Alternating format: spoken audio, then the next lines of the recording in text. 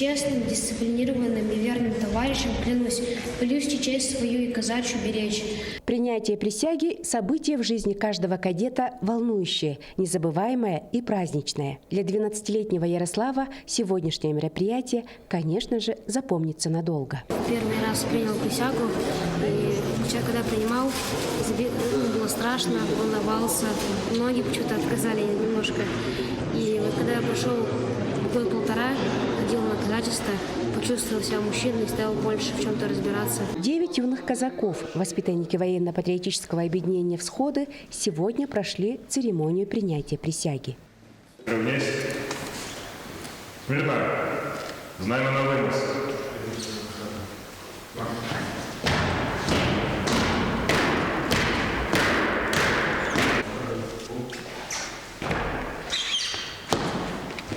Численные всякие скверны, спаси блажи души наши, святый Бог, слава Тебе, Господи, слава Тебе. Помилуй нас, Боже, по велице милости, помилуй, Господи, помилуй, Господи, помилуй, Господи, помилуй, Господи, помилуй, Господи, помилуй, Господи, помилуй. Придите, поклонимся и преподем Христу, Цареву нашему Богу. Смысл присяги – это в первую очередь, как у нас говорили казаки, ты даешь клятву перед Богом, но клятву себе. В первую очередь это дисциплинирует. Обещание, данное перед Богом, не сможешь не выполнить. Совместная деятельность Центра развития творчества детей и юношества и городского казачьего общества началась 13 лет назад. Появился общий проект подготовки молодых казаков, цель которого – патриотическое воспитание детей и подростков, а также развитие основ казачества. Ежегодно наши казачата принимают участие во всех церковных мероприятиях, несут службу, обязательно присутствуют на празднике Дня Победы. Они несут вахту у наших памятников, у Ники.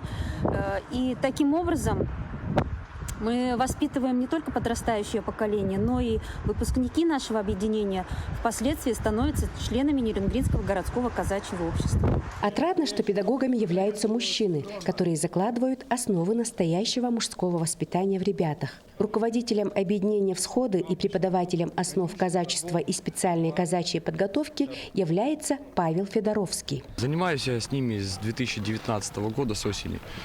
В основном, по большей части, я им преподаю историю казачества и России. Это по понедельникам проходит в ЦРТДЮ в очной форме. Правда, вот из-за пандемии у нас очень долго были занятия дистанционно. Поэтому я им давал задания, они мне присылали и вот так, таким образом проверяли. А так еще у меня занятия проходят в казачьей управе по Кравченко, 14. Вот, там мы занимаемся с ними начальной военной подготовкой. То есть это работа с автоматом, с пистолетом, с шашкой, с нагайкой, рукопашный бой. Везде это, конечно, я все это один не делаю, везде мне помогают. Педагоги занимаются с ребятами не только в учебных кабинетах, но и в полевых условиях. Организуют походы, сплавы, дают уроки верховой езды и основ рукопашного боя, учат владению шашкой и нагайкой, проводят сборку и разборку автомата. Автомат Калашникова. Существует множество модификаций АК-40, АК-74, АК-74М, АК-74У. Емкость магазина 30 патронов. Создал его Калашников. Также калибр 5,45, 7,62. Создан в 1974 году.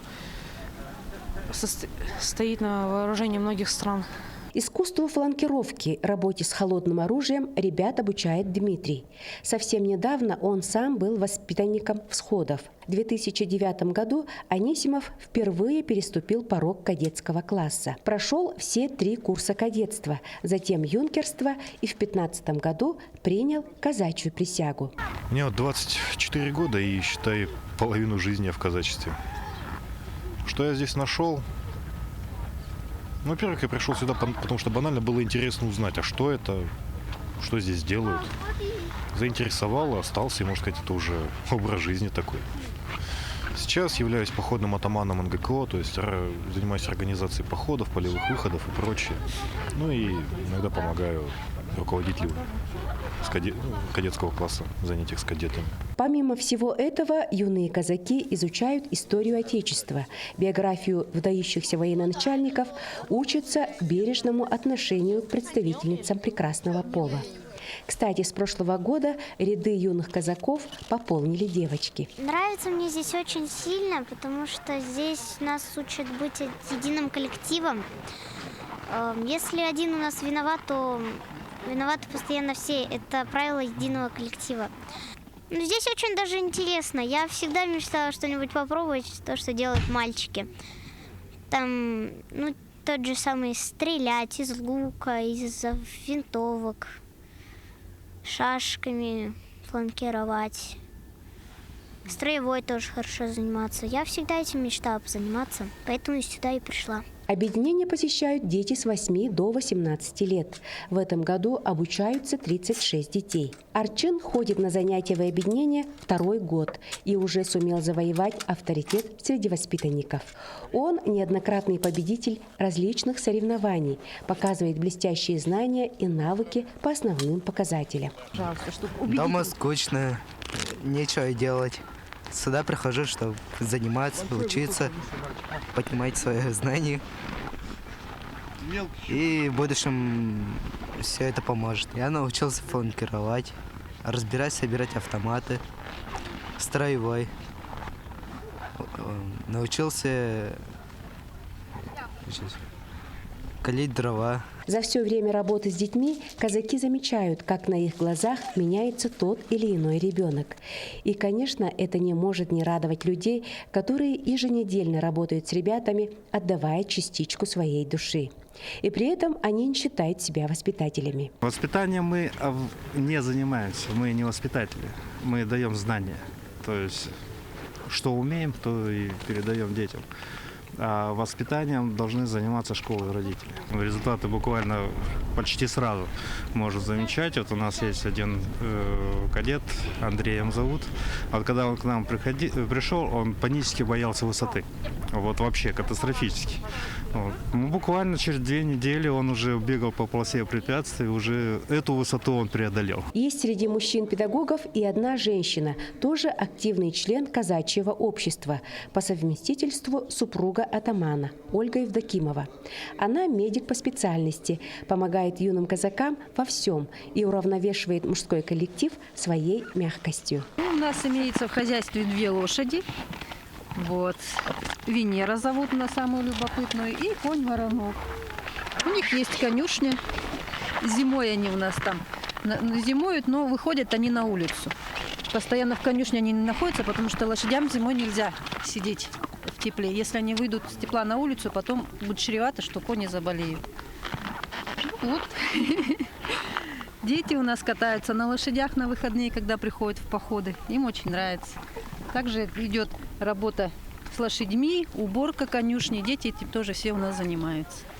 Несомненно, общение с живой лошадью для юных казаков, уход за ней несут огромную психологическую пользу, успокаивают, развивают уверенность в себе и ответственность. В седле человек постоянно пребывает в неустойчивом положении. За счет этого у него работают практически все группы мышц и отлично тренируется вестибулярный аппарат. Мне очень нравится кататься на лошади. Такое ощущение, что ты едешь и нравится просто. Сейчас она у меня такая спокойная, бывает резвая была и управляемая. Я счастлив, что научился ездить верхом на лошади. И, наверное, буду так каждый день учиться и тренироваться. Пандемия, конечно же, помешала многим мероприятиям, где воспитанники военно-патриотического объединения смогли бы продемонстрировать свои навыки и умения. А до этого мы постоянно ездили в Амурскую область на казачьи фестивали и возили туда своих детей. Ну и там мы выступали не на плохом таком уровне, потому что все-таки у нас военное подразделение и более-менее такие дисциплинированные наши дети. Вот, по сравнению с другими, разница есть, ощущается большая. Но надеюсь, что пандемия скоро закончится, мы опять начнем кататься. По мнению психологов, при воспитании мальчика важно ему доверять. Необходимо создать в нем стержень, основу характера. А главное – вырастить из него настоящего мужчину, способного нести ответственность за себя и свою семью, исполнить свой долг перед Отечеством. Получает хорошую физическую подготовку. Это сейчас в нашей стране это очень мало где встречается, потому что в основном дети дома, в компьютерах, гаджетах, а физической подготовкой никто не занимается. Поэтому самое, чтобы выросли здоровыми, крепкими, сильными и выносливыми. Вот что самое главное для детей. Помимо спорта еще патриотизм воспитывается, патриотика, то есть любить свою родину, готовиться защищать ее в любой момент, когда понадобится. И быть готовым ко всему, так скажем. Патриотизм – это не просто любовь к родине. Это готовность преодолевать со страной любые испытания, уважение к своим истории и традициям, стремление своими действиями служить интересам страны. Патриотизм подразумевает не только чувство гордости за страну, но и готовность быть с ней в трудную минуту. Все это сполна впитывают юные казаки с малых лет.